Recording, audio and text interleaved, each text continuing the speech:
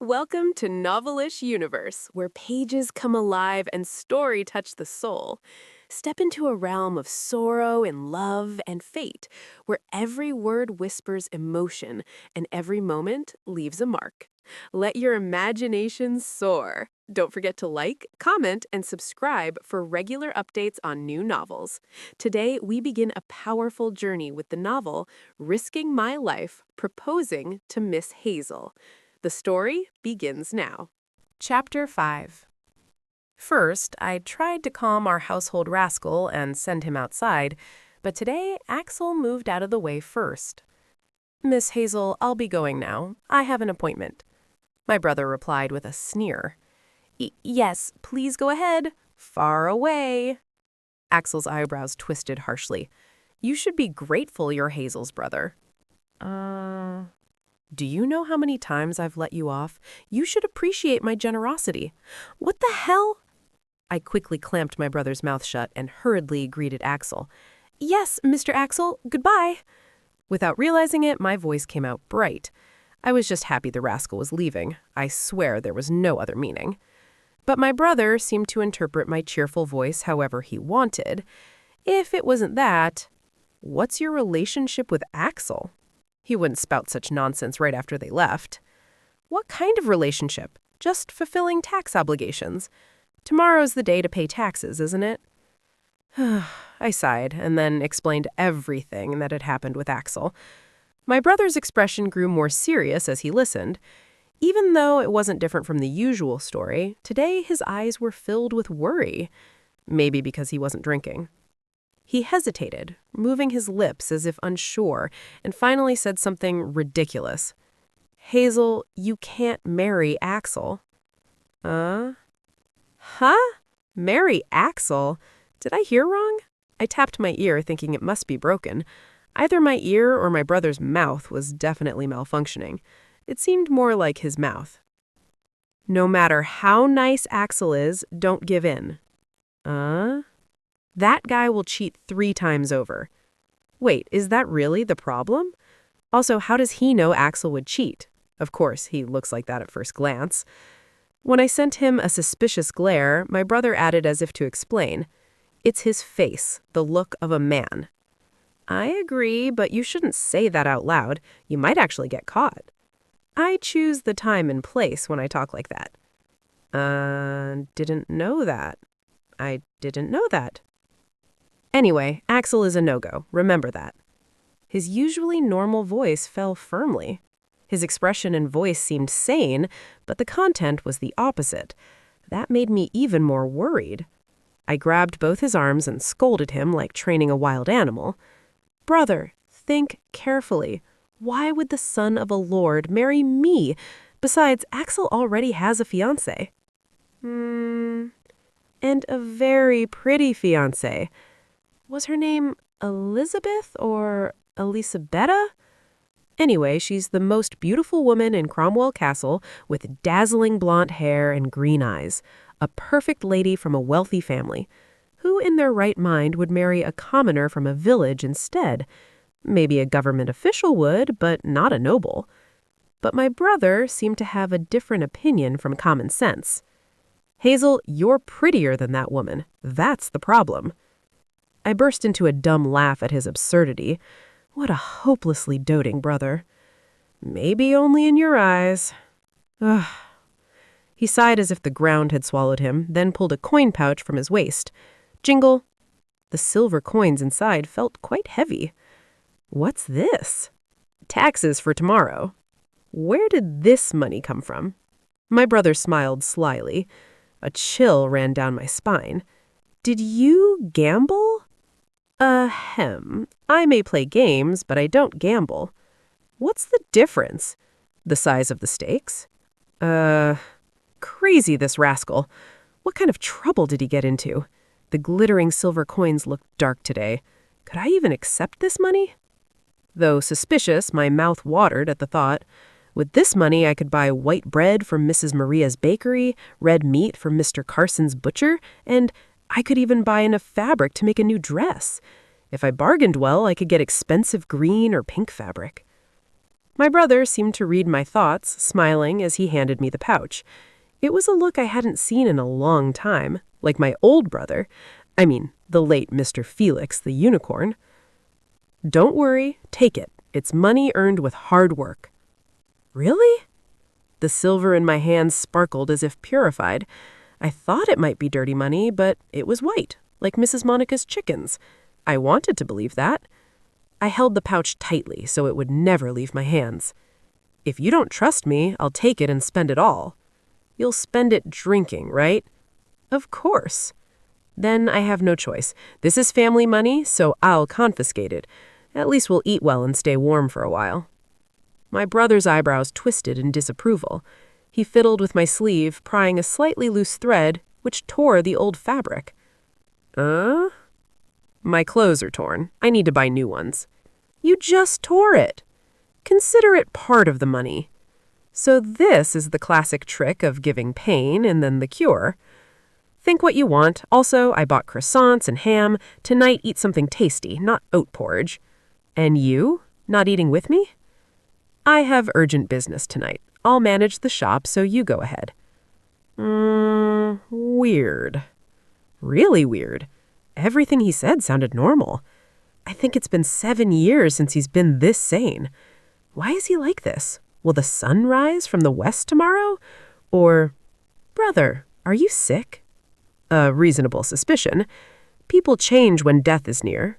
Hans's brother, who was also a rascal, had become normal 3 days before he passed, acting responsibly until the end, just like my brother now. But my brother laughed off my reasonable suspicion. He insisted he was perfectly fine and gently stroked my head as if to blow away my worries.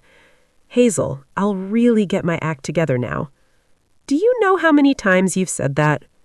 About 2,840 times? Sounds about right. My bad. His faint smile reminded me of my brother 7 years ago. I almost got fooled. I focused my mind and glared at him, and he stretched my soft cheeks with his hands. His golden eyes sparkled excessively as he confidently shouted, Hazel, this time you can really trust me. I'll make sure my little sister walks only on flower paths. Brother, if you caused any trouble, tell me now. The sooner it's fixed, the better. You don't trust me? Of course not. That's what I call talking. A storm that seems calm can suddenly tear off a roof. I could not trust my brother acting normal. Years of trust and betrayal taught me one lesson: never let your guard down. So now I was hiding in Grandpa Albert's bookstore, watching and monitoring the rascal Felix, of course with his consent. The time was 7 p.m. Darkness had just fallen. The general store lights went out, and my brother locked the door.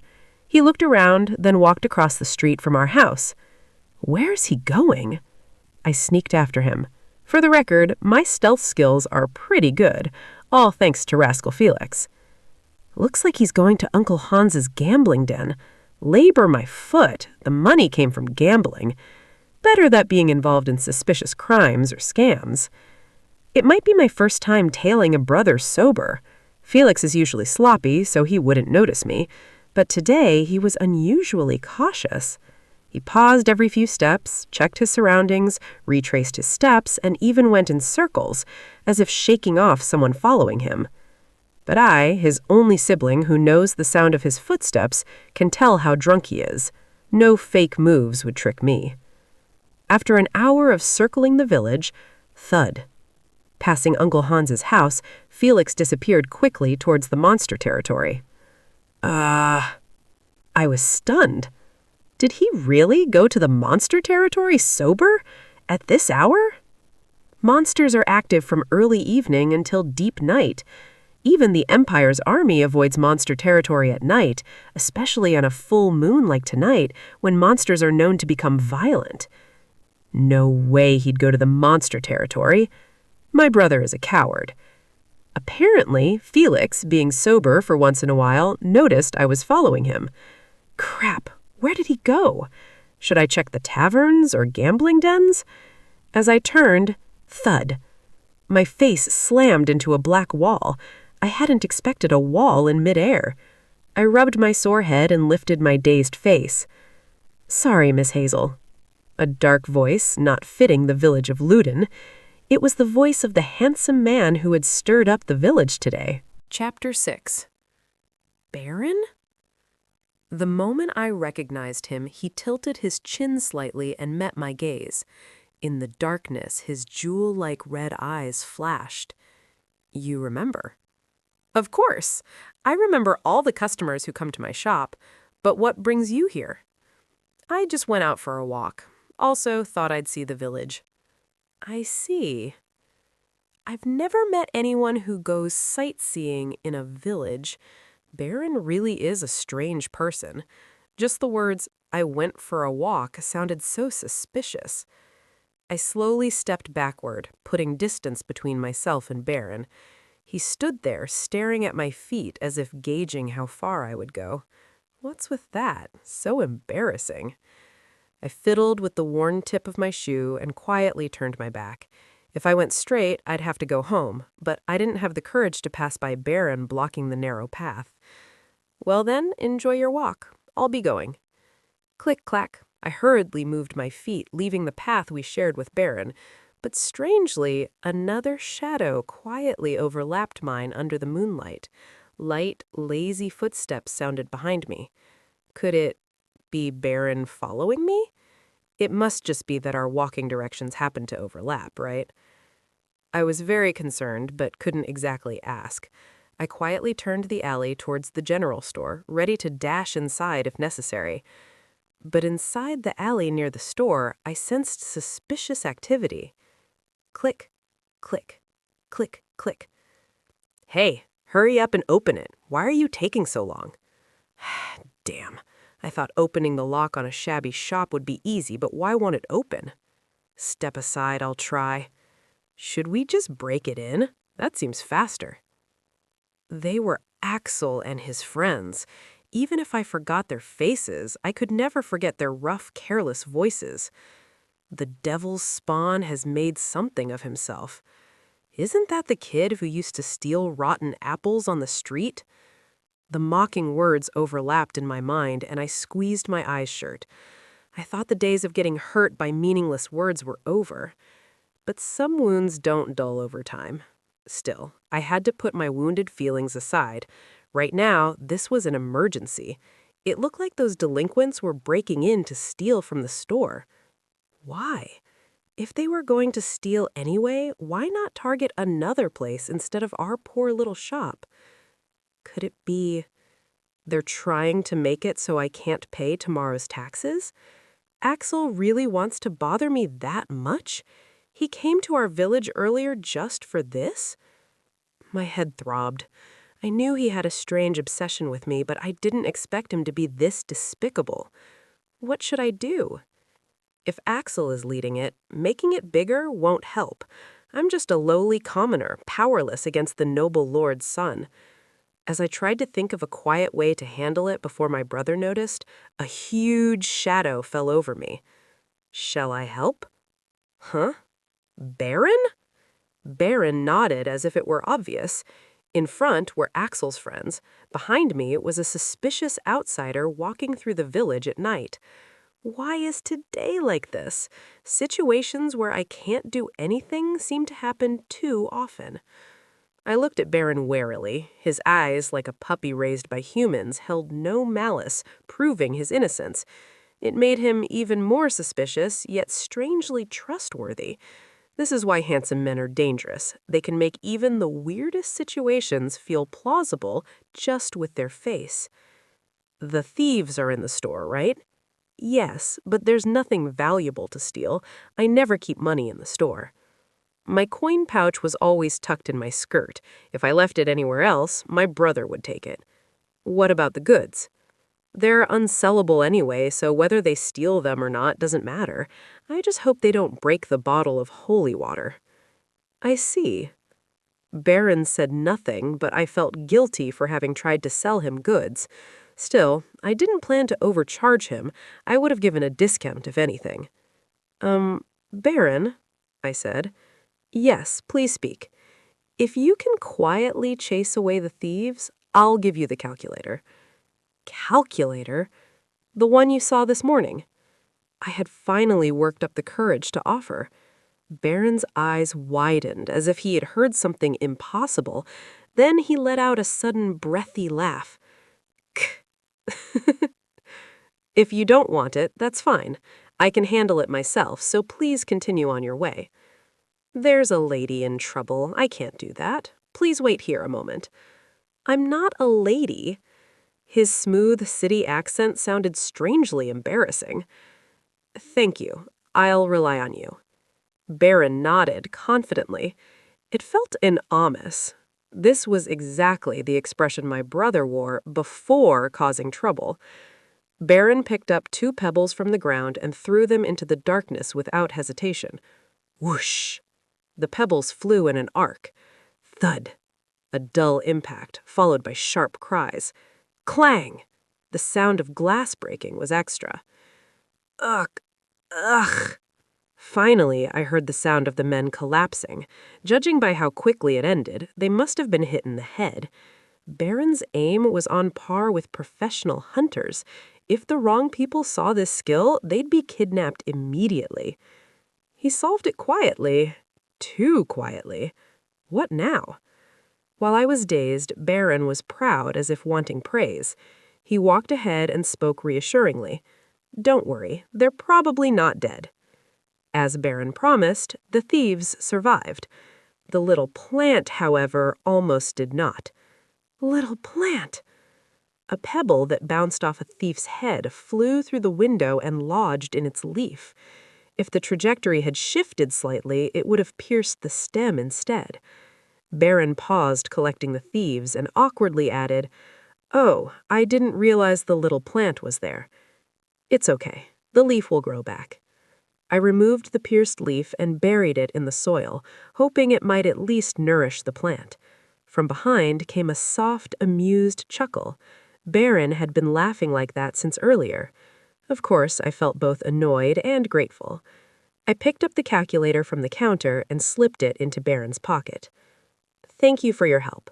My pleasure. Could you drop off the thieves near the outskirts of the village as if they passed out drunk or something? No problem. He neatly stacked the thieves and carried them lightly like a sack of potatoes. Judging by his size, he must be very strong. I'll leave first. Get home safely, Hazel. Yes, thank you again, Baron. My pleasure. One should not ignore those in trouble. It is heard that it is the mindset that a person of Luden village should have. That's true, I guess. Hearing that from Baron felt slightly awkward, like a lion declaring it will only eat grass from now on. The tone didn't quite match. Well then, goodbye. Baron lightly nodded and left cleanly. He really just helped and left.